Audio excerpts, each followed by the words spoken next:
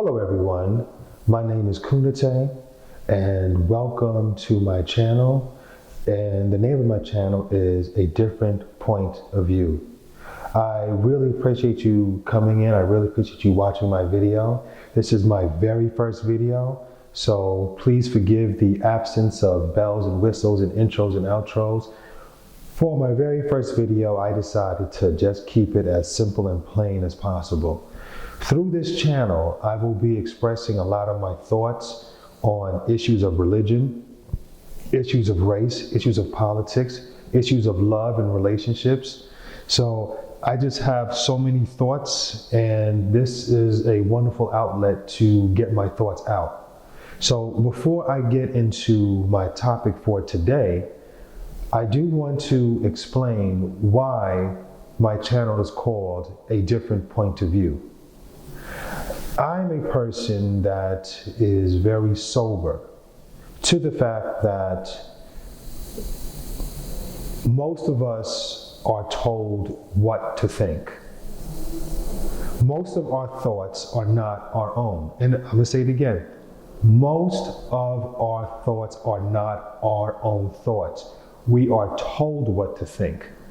We are told what is right. We are told what is wrong. We are told who is right. We are told who is wrong. We're told what is good. We're told what is bad. We're told who is good. And we're told who is bad. We don't develop our own thoughts. We are all subject to brainwashing. We are all subject to social engineering. We are all subject to indoctrination. All of us. So with that in mind, I understand that. So when I form an opinion, I'm asking myself, is this my opinion? Or am I just forming an opinion of everyone around me, which is what most of us do. Most of us, we just take on the affirmations of those that agree with us. We don't really spend a lot of time and energy with people that disagree. And I understand that. I also understand that we are indoctrinated. And one example of that is this, and it's a small example, but it represents a bigger picture. When I was in school, I hated Russians. I didn't know where Russia was. If you gave me a map, I couldn't point to Russia. I never even met a Russian. A Russian person never bothered me. So why did I hate Russians so much? Why? Because I was indoctrinated to hate Russians. That was a result of my indoctrination. And even with that understanding, right? So I'm a Christian. I worship and serve the God of Abraham, Isaac, and Jacob.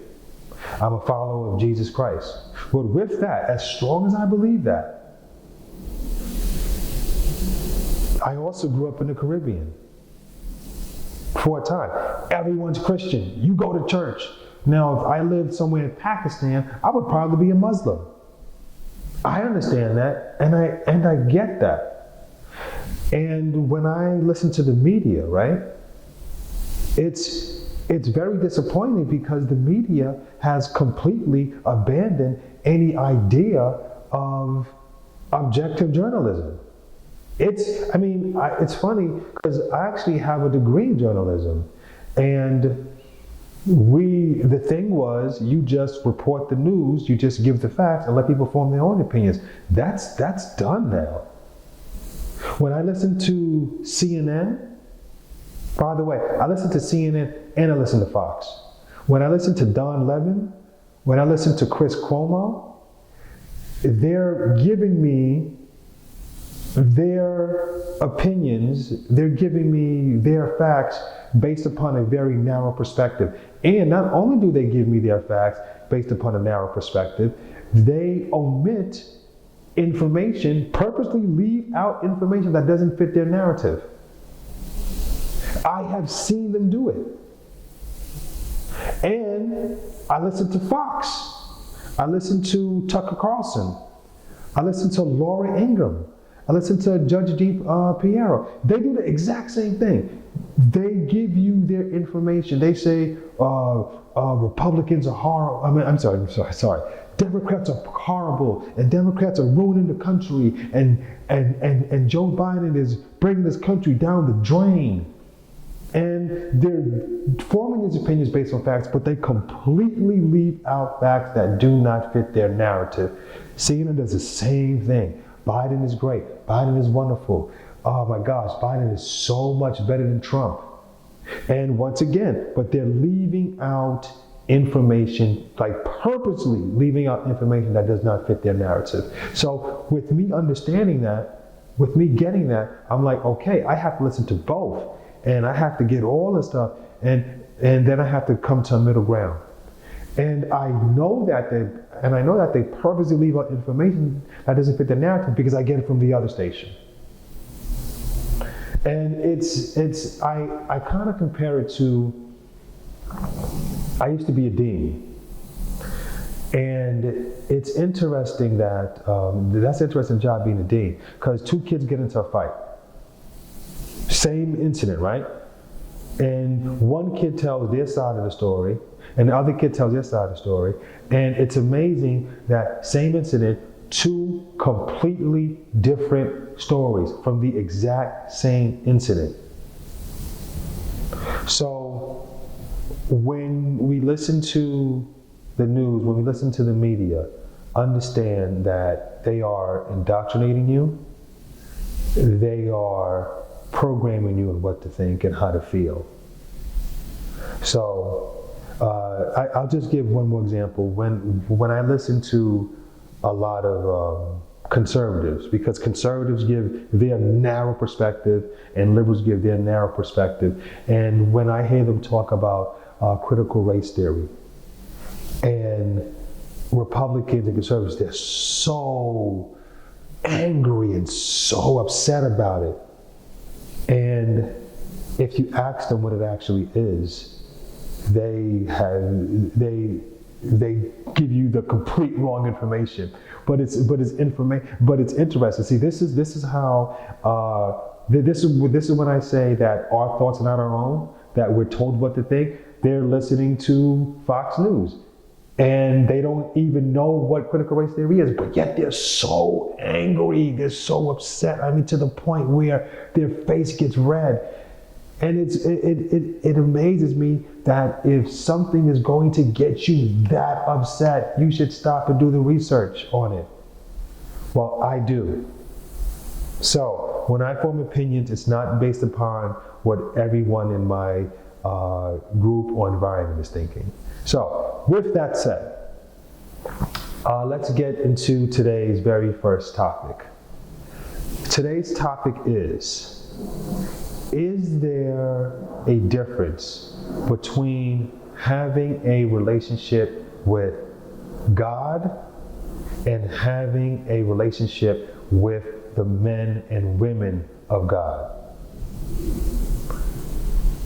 I was listening to, and so what inspired me to have this conversation is because I was listening to a young woman on YouTube. I was listening to her YouTube channel, and gospel singer, very involved in the church.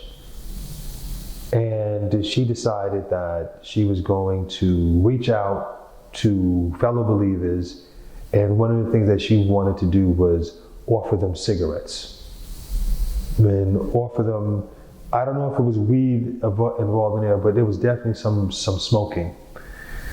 And the way that she was thrown off on how people disparaged her, and how people came after her, and how people berated her. And one of her arguments was, how dare you? You're not perfect. You guys are a bunch of phonies. You're a bunch of sinners. I personally know some of the sin that you've been involved in, and it will make anyone turn their heads. So how dare you judge me? How dare you come at me? And she was so discouraged that she decided, listen, I'm not going to church anymore. I'm not dealing with church folk no more. Actually, you know what? What am I even being a Christian for? Because all the Christians around me are a bunch of fakes and phonies. And a lot of times people make the decision that they're either going to leave the faith altogether or they're just deciding to not live a life that holds up to that Christian standard. And I understand that. And that's just one example. I hear these things a lot. So when I hear these things, I have to ask myself, is your relationship with Christ based upon your personal relationship with God, your personal one-on-one relationship with Christ, or is it based upon the men and women of God? And for a lot of us, if we're honest, if we do some self-reflection, if we do some self-inventory, a lot of times our relationship with God is really based upon the men and women of God. It's based upon our relationship with the pastor. It's based upon our relationship with the deacon. It's based upon our relationship with the prophetess, the choir director, sister so-and-so. That's who our relationship with God is based upon. If we really stop and we really look at it, because a lot of us even go as far as to think that if we're serving the pastor, we're serving God. So again, our relationship with God is based upon a man or woman of God. And it's not the same thing, and that becomes dangerous because in all honesty, the men and women of God will fail you. And why will they fail you? Because they're human beings just like me and you. They're fallible. They make mistakes. They were born into sin just like me and you. So the question becomes, how do you know that you have a relationship with God as opposed to the men and women of God? And the answer to that is time. Time is the concrete to any relationship. You want to have a relationship with your children, how much time are you spending with them? Not what you're buying for them, not what you're doing for them, how much time are you spending with them? You want to, if you want a relationship with your wife, how much time are you spending with your wife? How much time are you spending with your husband? Time is the concrete to any relationship. So how much time are you spending with God? And by that I mean, how much time are you spending with God when no one is around? No one is there to see you pray in tongues. No one is there to see how anointed you are. No one is there to listen to you preach and speak. No one is there to hear you give testimony. No one is here to see you dancing and singing and jumping and yelling. No one is there to see you do that when it's just you by yourself. Are you thinking about God when you're all by yourself? Are you reading your Bible when it's just you? Are you praying? Are you having a conversation with God? That becomes the the litmus test to your relationship with God. And so I'll just talk about myself for a second. A lot of my time I spend with God, it's when I'm driving. And sometimes when I'm driving, I decide that I'm going to just turn off the music. Sometimes I'll even turn off my phone. Because if I'm going to hear God, if God's going to speak to me, I need to be able to hear Him. So I turn off all noise. Because a lot of us, we're just surrounded by noise all the time. We're just surrounded by noise and distractions. And some of us, our every waking moment is some kind of distraction, some kind of noise. And how are you supposed to hear God when you never have any quiet? Some of us, we can't even take quiet. If it's too quiet and we're not busy doing something, we're not busy texting, going on social media, or listening to music, or talking to somebody. Some of us, we just can't take quiet. And to hear God, sometimes you need quiet. I need quiet to hear God. So I'm driving, because that's when I'm by myself most of the time. I'm driving, there's no music, there's no phone, and I'm just talking to God. And I'm saying to God, I'm just, like the way I'm talking to you right now, I'm just giving him my frustrations. God, my children are acting crazy. I cannot reach my children. I don't know. I'm seeing them do things that I don't like, and I don't know, because yelling at them is not working, punishing them is not working. How do I reach them? God, I need some answers because I'm really going through some stuff right now. My family life, even outside of my children, it's not where I want it to be. God, I don't feel appreciated. I try to go to work. I try to do the right thing. I try to make sure everyone's comfortable. I'm trying to take care of everybody. Why am I not getting the appreciation that I want? I'm just talking to God. Why are people on my job just coming at me? God, they just coming at me, and God, I didn't do anything to these people. And they just have it out for me. I didn't bother them. Why are they coming at me? And sometimes I get answers, sometimes I get guidance on how to address these things. And sometimes I don't. Sometimes I'm talking to God, I'm talking to God about my bills. It's like, man, anytime you try to catch up on your bills and you try to get over that financial hump, another bill comes along, another unexpected bill comes along.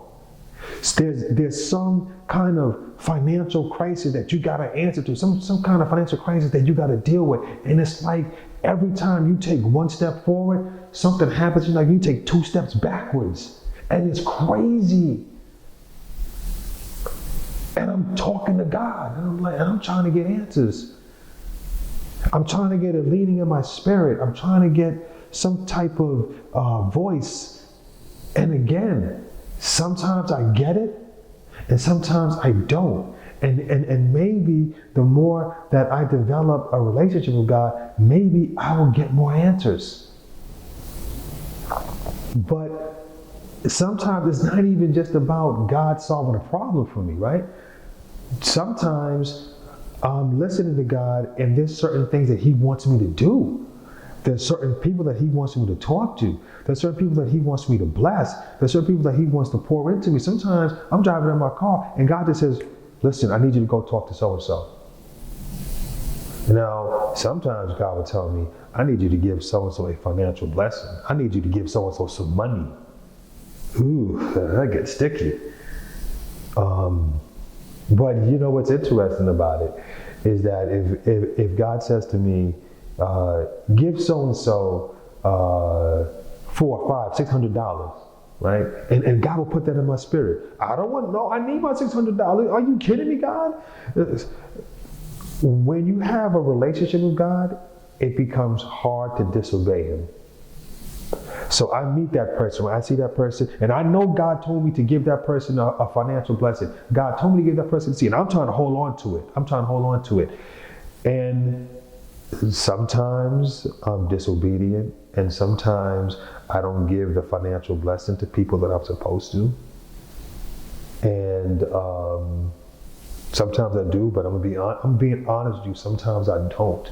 But what happens is that when you have a relationship with God, it becomes harder for you to disobey Him. But I'm not going to sit there and tell you that I always obey Him, because there's been times when God has told me to give somebody a financial blessing, give somebody a seed, and I held on to that seed, and my car got booted. It's literally happened to me. But the point that I'm making is that when you have a relationship with God, it becomes harder to disobey Him. It becomes harder to disappoint, like any other relationship. When you have a relationship with somebody and you have a bond with somebody, it's harder for you to disappoint them. It's harder for you to not do right by them. It's just harder. I'm not saying it's just not going to happen. It's just harder.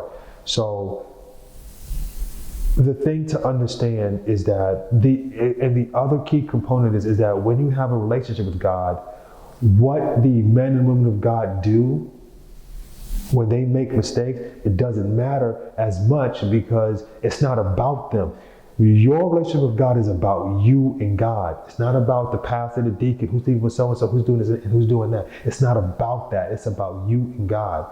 So that's why that relationship is so important. The other thing that you have to understand is that the same people that are out there and who are doing things that may be disagreeable to you will be the same people that God will send to pour into your life. He doesn't give a perfect test. He can use anybody to pour into your life. So when you start having this conversation about, I'm not going to church no more. Nah, I think I'm gonna just chill with this Christian thing. No, it's because you didn't have a relationship with God. You had a relationship with the men and women of God. And when the men and women of God disappoint you, you abandon God because it was never about God. It was about the men and women of God. So I just wanted to just say that. The other thing that I wanted to get into is that when I hear people give this narrative that I'm not going to church and because the church is nothing but a bunch of fake and phonies and they're just a bunch of hypocrites and stuff like that, a lot of times it's just your justification for not wanting to go to church. That's all. Just say, I don't want to go to church. And guess what? It's okay if you don't want to go to church, bro. You don't have to try to come across like you're from this level of moral superiority, like you got it so together because you don't want to go to church and other people do. Like the people that go to church, they're so stupid and you so smart. No. Oh shit, I don't go to church, I don't do buildings because all the pastors do is take your money. Y'all a bunch of suckers. No. Just say you don't want to go to church. And it's okay if you don't want to go to church. Stop trying to justify not wanting to go to church. Just say, listen, man, I work hard all week. I want to chill on the weekend. I get it. Listen, I don't go to church that much either. But I'm not trying to knock people who do go to church. I'm not trying to come from this moral high ground for not going to church. That's the part that I don't like. Just say, you want to watch the football game. I get it. And sometimes, hey, listen, you don't have the money to go to church. You're not trying to get 5, 6 offerings. I get it. I do get it. Maybe, and sometimes, especially if you go to a smaller church, like a smaller Pentecostal church, it's a lot of commitments involved. And maybe you have enough commitments going on in your life. You have your job, you have your children, you have your wife, you got your family, you got your mom, you got your dad. You have enough commitments in your life and you don't want church to be another one of them. I get it. But just say that. And give respect to the people who are at least trying to go to church. And the other justification, the other excuse that people give, oh yeah, they're a bunch of phonies. Look at those phonies. Look at how they act. Yo, the people in the church, they all sleeping with each other. Ain't no one following the rules. Ain't no one acting like a Christian. Guess what? You ain't acting like a Christian either. You not either. But at least the people that's going to church, at least they're trying. At least they're trying to have some kind of balance in their life. Even if they smoke some weed 2 hours later after they just left from church, at least they're trying. At least they're trying to have some kind of connection with God. And at least they're willing to live through that guilt or live through that torment. You decided that you're not going to do the Christian thing because you don't want to live up to the standards of being a Christian. And then you try to come across as self-righteous because you're not a hypocrite. Okay, wonderful, congratulations, you're just a sinner. Okay? And you're just deciding that at least, I drink, I smoke, I party, but at least I'm not a hypocrite. Really? That's your moral high ground that you're trying to come at people with? Stop. And listen, I get it. Sinning is fun, right? We don't have a hard time stop smoking, stop drinking, stop fornicating. We don't have a hard time doing that because we don't like it. We don't have a hard time doing it because it's not fun. Sinning is fun, and you just want to live your life and you want to do what you want to do, and you don't want to feel the tension of being a Christian and drinking, smoking, and fornicating. You don't want to live in that tension. But just say that. Don't come across as so morally righteous. That's all I'm saying. And don't knock. And don't discourage and don't put down the people. Yes, they was partying all week. They was smoking weed all week. They had their girlfriend over week. They was fornicating all week. They was doing their thing. They was living their life. And Sunday morning, they can go to church and try to create some kind of balance in their life. Don't knock them. Don't stick your nose up at them. Don't judge them. Don't put them down, especially if you ain't no better. So those are my thoughts. I would like to hear your thoughts in the comment section. This is, if you like my shirt, Racism, you can support me in the merch. Just look in the description. And please give me your comments, like, share, and most of all, subscribe. This is Konate, and this is my channel, A Different Point of View. Peace.